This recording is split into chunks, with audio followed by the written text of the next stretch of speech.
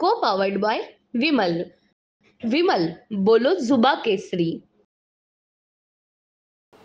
आता असं आहे ना की महाराष्ट्राला जी काही अपेक्षा आहे ते आपण जे निवडून पाठवलेले जे खासदार आहेत ते हुशार आहेत, कर्तव्यदक्ष, ते त्याच्यामध्ये लक्ष घालतील ना. आता आम्ही आता इथे आमचं अधिवेशन सुरू होईल राज्याचं, त्याच्यामध्ये बाकी प्रश्न तर खूप आहे. कांद्याचा प्रश्न आहे, पाण्याचा प्रश्न आहे, कुंभमेळ्याचा प्रश्न आहे, वेगवेगळ्या उद्योगधंद्याचा, बेकारीचा, वाटेल तेवढे प्रश्न आहेत. आता त्यांच्याकडून हां ते जातगणना जे आहे तोही मुद्दा आहे, तो पण लोक उठवतीलच ना. आता साहेब, आता विधानसभा निवडणुकीपूर्वीचं अधिवेशन आहे, त्यामध्ये सत्ताधाऱ्यांच्या झोळीत भरभरून निधीचं दान हे दिलं जाईल. कुठे मिळालंय? अजून दमडा सुद्धा कोणाला दिला नाही, तरी भरभरून दान असलं दान. आणि जे काय आता ते काय दान असतं काय, ते कोणाचे रस्ते करायचे, कोणाची शाळा करायची. आता 2-3 महिने झालेले आहेत. 2 महिने त्या इलेक्शनचे, निवडणुकीचे, आणि हे शिक्षक निवडणूक 3-4 महिने झालेले आहेत. सगळं वर्क ऑर्डर काम सगळं बंद आहे म्हणजे विशेषतः 2 महिन्याचं काम बंद आहे, 2-2.5 महिन्याचं अख्ख्या महाराष्ट्रात. आणि आमचं जे आहे जिथे जिथे शिक्षक आणि पदवीधारक निवडणुका आहे तिथे तर 3-3.5 महिने काम बंद आहे. तर आता तीच कामं कशी मार्गी लावायची, त्यासाठी आम्ही सगळेच प्रयत्न करणार.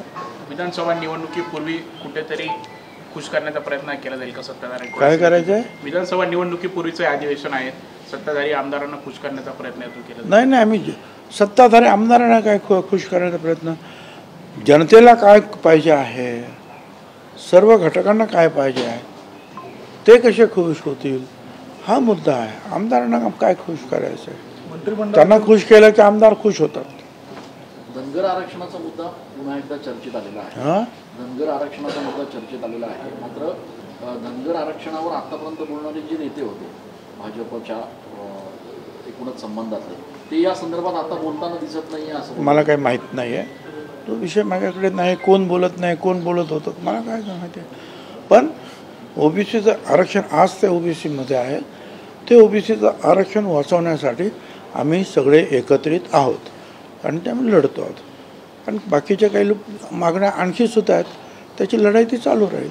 मुस्लिमांना देखील ओबीसीमधनं आरक्षण द्यावं अशी नवी हे बघा, मुस्लिमांना ओबीसीत आरक्षण द्या अशी मागणी कोणी केली? त्यांना म्हणा तुला तुझा अभ्यास कमी आहे. तुला माहिती आहे का 25 वर्षापूर्वीच मुस्लिम समाजातील या घटकांना, जे बागवान आहेत म्हणजे माळी, जे मणियार आहेत म्हणजे कासार, जे खाटीक आहेत म्हणजे कुरेशी, अशा ओबीसी घटकांना आरक्षण दिलेलं आहे. आणि त्यावेळेला स्वतः जे सिनेस्टार दिलीप कुमार यांनी त्याच्यामध्ये पुढाकार घेतला होता. ते माझ्याकडे आले, ते त्यावेळेला विलासराव देशमुख जे मुख्यमंत्री होते त्यांच्याकडे सुद्धा गेले, पवारसाहेबांकडे गेले. आणि त्याच वेळेला जे इथला व्यवसाय आणि तिकडचा व्यवसाय त्याचं जे साम्य आहे त्या लोकांना मिळालेलं आरक्षण दिलं आहे. त्यांना उगीच माहीत काही नसतं हो.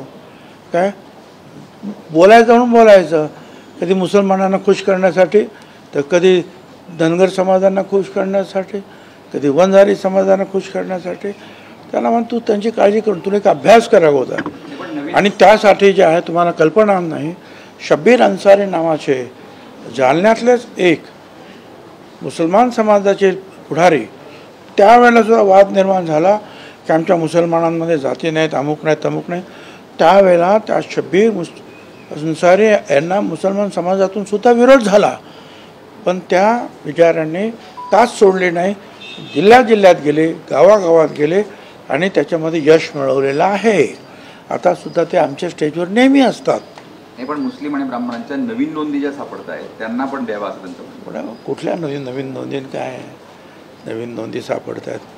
काय जे ओबीसीच्या समकक्ष आहेत, तो कुठल्याही धर्मात असो काय त्याला आरक्षण मिळत आहे. विधानसभेला भाजपचे त्याला आम्ही विरोध कधीच केला ना, उलट आम्ही दिलंय त्यांना आरक्षण. विधानसभेला भाजप 155 जागा लढण्याच्या तयारीत आहेत. कुठेतरी आता जास्त जागा वाटत आहेत का, धाकधूक वाढल्याची चर्चा होती? मला काय तुम्ही सांगता म्हणून मला तर काय मी वाचलं नाही ते किती लढतायत नाही काय लढतात काय. आता एवढ्या आतल्या गोटाची माहिती तुमच्याकडे असतात, माझ्याकडे नाही. मंत्रिमंडळाच्या विस्ताराच्या संदर्भामध्ये चर्चा होती, काही त्याबाबतची चर्चा आता चर्चा होती, परंतु तो मुख्यमंत्र्यांचा अधिकार आहे, त्याच्यात ते निर्णय घेतील. तुम्हाला काही खातं अपडेट करून मिळण्याची अपेक्षा? काही कुठलंही खातं अपडेट करण्याची सुद्धा अपेक्षा नाही, कसलीच अपेक्षा नाही. माझं काम जे आहे त्या मतदारसंघाच्या लोकांचे प्रश्न सोडवायचे, त्याच्यासाठी आपण बघितलं आता कितीतरी मीटिंग झाल्या. आणि दुसरं म्हणजे की जे आहे जो बाकीचा जो आमचा जो आयडियॉलॉजी आमची जी आहे फुले शाहू आंबेडकरांची छत्रपतींची, त्यानुसार सगळ्यांना समान न्याय देण्याचा प्रश्न कसा काय सुटेल यात काम करायचं. बाकी आता कसले अपडेट करताना खात्या कसलं काय करणार. साहेब, राज्य अधिवेशनाच्या आधी मंत्रिमंडळाचा विस्तार होईल अशी शक्यता व्यक्त होते. मी सांगितलं आता तो मुख्यमंत्र्यांनी ठरवायचं आहे आणि मुख्यमंत्री त्या 2 उपमुख्यमंत्र्यांना घेऊन बसतील आणि करायचं असेल तर ते करतील. एम्पिरिकल डाटा भाजपनं दिला नाही म्हणून ओबीसीचं आरक्षण रद्द झालं, ह्या आरोपावर तुम्ही ठाम आहात? राजकीय आरक्षण भाजपने एम्पिरिकल डाटा दिला नाही म्हणजे त्यावेळेला तो जो एम्पिरिकल डाटा जो काही गोळा केला गेला त्यावेळेला जेटली साहेबांनी सांगितलं की ओबीसी समाजाला मदत करण्याची आवश्यकता आहे आणि हे आरक्षण केवळ राजकारणासाठी मागत नव्हतो आम्ही. जी लढाई अगोदर 91 पासून समता परिषदेची मागणी आहे, 2010 सुप्रीम कोर्ट आणि त्याच्यानंतर समीर भुजबळ खासदार आणि खासदार त्यावेळेचे आमचे गोपीनाथराव मुंडे त्यांनी प्रयत्न करून तो ठराव आणला. 100 लोक उभे राहिले संसदेमध्ये आणि ती जी काही माहिती गोळा झाली ती 2016 साली त्या मोदी सरकारच्या हातात गेली. पण पुढे त्याची जी स्क्रुटिनी जी काही सुरू राहिली त्याच्यातून त्यांनी एवढंच सांगितलं की अडचणी खूप आहेत, त्यांना मदत करायला पाहिजे.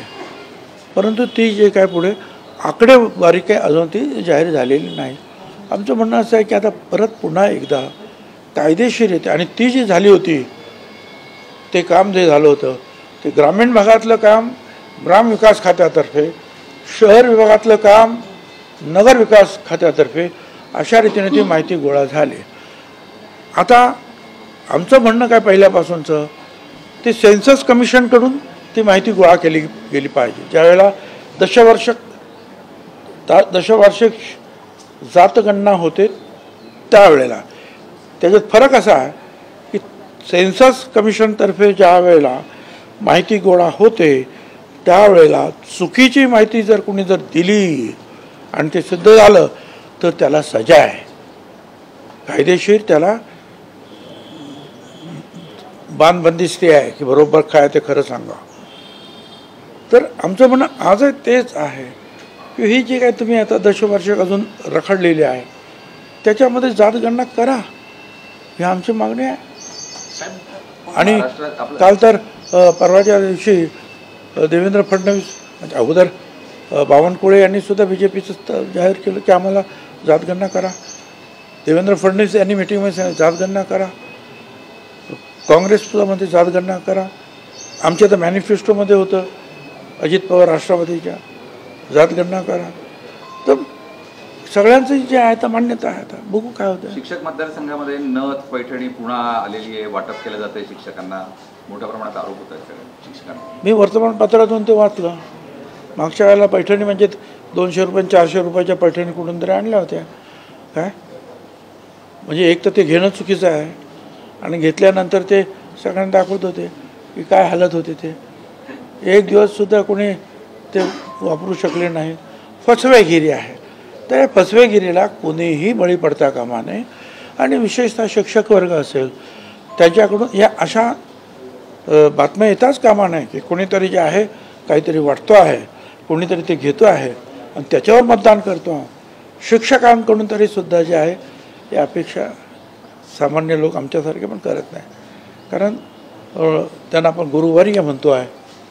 त्यांनी जे काही करायचं मतदान ते सद विवेक बुद्धीला ठेवून योग्य उमेदवाराला करावं. तुमच्या पक्षाचा उमेदवार आहे आमचा. आहे, त्याला माघारीसाठी मुख्यमंत्र्यांनी प्रयत्न केले, मात्र माघार. हां ठीक आहे. आता असं आहे ना, आमच्या पक्षाच्या जे अध्यक्ष आहेत ते जोपर्यंत त्यांनी सांगितलेलं नाही तोपर्यंत त्यांनी माघार घेतलेली नाही आणि ते कामाला लागलेले आहेत.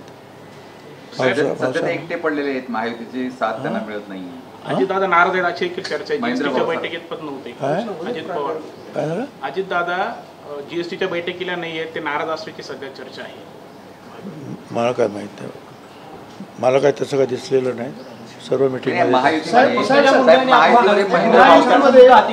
महेंद्र भावसार एकटे पडलेले आहेत, त्यांना नाही आम्ही सगळे बरोबर आहे. तुम्ही काय काळजी करू नका. चला पुढे. पंकजा मुंडे आणि आपण धनगर आरक्षणाचा मुद्दा हाती घेणार.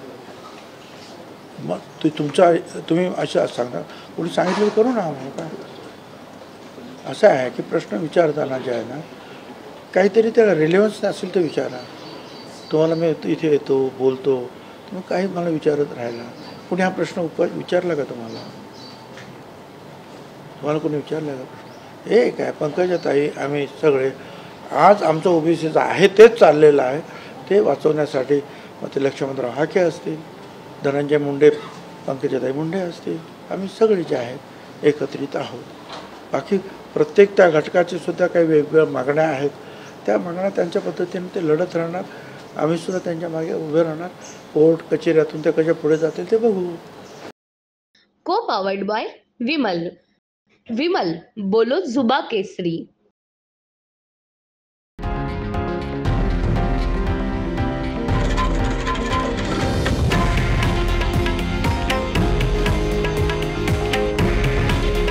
हे आहे देशातील नंबर 1 न्यूज नेटवर्क आणि आपण पाहत आहात TV9 मराठी.